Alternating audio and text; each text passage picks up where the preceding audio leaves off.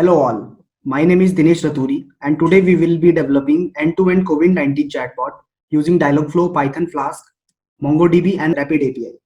First of all, thank you very much for your appreciation, feedbacks, requests regarding the chatbot over my email and LinkedIn. So this is my first video of the chatbot playlist where I'll be teaching you end-to-end and stepwise implementation of the chatbot. So let me give a brief introduction about Dialogflow. Using Dialogflow, you will be developing your chatbot. Dialogflow is a NLP-based platform developed by Google, which is able to understand users' intent and able to respond according to that. Also, you can integrate your chatbot to mobile applications, Telegram, WhatsApp, Google Assistants, Amazon Alexa, Slacks, Viber, and other platforms. So let's do a requirement gathering and feasibility study. So here are the requirements. Bot should be able to answer all the queries and frequently asked questions related to COVID-19. Bot should be able to show statistics worldwide, country-wise, Indian state, district, or on Google Map using third-party APIs. And we will be using Rapid API for that. Bot should be able to send detailed report of COVID-19 on user email address and prevention measures as an attachment. Bot should be able to show help desk numbers, emergency numbers, live news, government announcements, images, and videos related to COVID-19.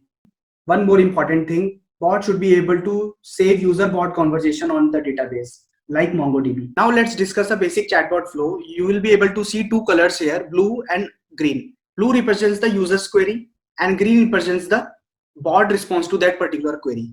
Now you will be able to see that there is a stepwise implementation of user query, user request, and then bot response to the user for that particular query. Now user asks something to the chatbot that in the form of text, and Google Dialogflow tries to extract that text and matches it with some intent and then sends the request plus that intent. Request means there are some parameters inside it like name or some other email address or something like this according to the implementation plus some intent, and it goes to the Python Flask Web API, which is deployed on Pivotal, Cloud Foundry, or Heroku platform. So this container is basically our Python Web API. Inside there is a functions, different functions to perform some different tasks. So now our controller is in Python Flask Web API. So the work of Python is to parse the request and intent and pass it to some further functions, so that that function can decide whether it has to perform it has to request third-party API or send email or some MongoDB action or some other business logic. After performing the task, the function will return the response from Python Flask to Dialogflow, and then Dialogflow will return the response to user. So this is how the basic chatbot flow works. Divided this development into three parts. First is Google Dialogflow and NLU. We will be understanding Google Dialogflow and NLU. After that, we will be understanding Flask, Python APIs integration and MongoDB. And third, we will be testing it on Postman and deploying it further on Pivotal, Cloud Foundry or Heroku. So before starting, just quickly check how the final chatbot looks like. So you can find my chatbot by this name on the Telegram application. So let's quickly chat with my bot. So now it is giving me a few options like statistics, frequently asked question, help desk, and exit. So let's see, I want to see statistics. Okay, so it is giving me further 5 options like cases country wise, Indian states wise, worldwide, or district wise, or map wise.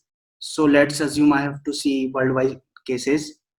So now it is giving me total number of worldwide cases, and it is also telling me that do you want me to send the email address to report to your email address, sure or not now. Okay, not now. Okay, now it is giving me 2 options, main menu. So again, let's go to the statistics and see country wise cases. Okay, now it is giving me few options, top countries, or you can write your own country. So let's assume I chose India. Okay, now it is giving me Indian reports, the report of India, and you can if you want to send these report to email with prevention measures attachment, so you can type sure, otherwise you can type not now. Anyhow, if you want to see like how message look like, email look like. So it will send you the email like this, or you can customize your email in the form of HTML. There is a HTML format for that. You can customize according to your need.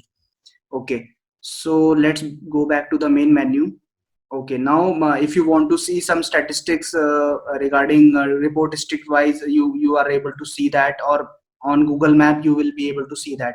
So you can see that it is showing you the Google Map option also. Now if you want to see some videos, you can see the videos also regarding to COVID-19. Or if you want to ask some questions like frequently asked question, you can directly ask questions, or you can choose from the top three questions. So mostly people ask for the symptoms and precautions, so you'll be able to see that. So all these questions are in the knowledge base, so you can make your own knowledge base, and as the knowledge base getting rich, then into the best information it will provide you. So people ask generally what is COVID-19, so it will give you the images also, and it is also giving you the government announcements. All right, so if you want to see some help desk numbers, you can see the help desk number also. Or you want to see some live news, it will show you the live news also. Okay, and if you want to ask something like can I wear mask, then it will give you the answers also. So you can ask anything related to COVID-19, it will reply you back, and you will make your you have to make your knowledge base rich day by day. Okay, now let's go back to the MongoDB. So let's see if our conversation has saved in the database or not. So I have already logged in to my MongoDB Atlas. You can see the chat records collection here, and all the chats between the bot and a user are saving in the database. You can see over here, like user asked something for China, like report for China, and bot gave the response back.